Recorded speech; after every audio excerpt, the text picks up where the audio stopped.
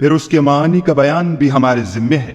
مگر لوگوں تم دنیا کو دوست رکھتے ہو اور آخرت کو ترک کیے دیتے ہو۔ اس روز بہت سے منہ رونق دار ہوں گے اور اپنے پروردگار کے محو دیدار ہوں گے، اور بہت سے منہ اس دن اداس ہوں گے، خیال کریں گے کہ ان پر مصیبت واقع ہونے کو ہے۔ دیکھو جب جان گلے تک پہنچ جائے اور لوگ کہنے لگیں اس وقت کون جھاڑ پھونک کرنے والا ہے، اور اس جاں بلب نے سمجھا کہ اب سب سے جدائی ہے اور پنڈلی سے پنڈلی لپٹ جائے، اس دن تجھ کو اپنے پروردگار کی طرف چلنا ہے۔ تو اس عاقبت ناندیش نے نہ تو کلام خدا کی تصدیق کی نہ نماز پڑھی، بلکہ جھٹلایا اور منہ پھیر لیا، پھر اپنے گھر والوں کے پاس اکڑتا ہوا چل دیا۔ افسوس ہے تجھ پر پھر افسوس ہے، پھر افسوس ہے تجھ پر پھر افسوس ہے۔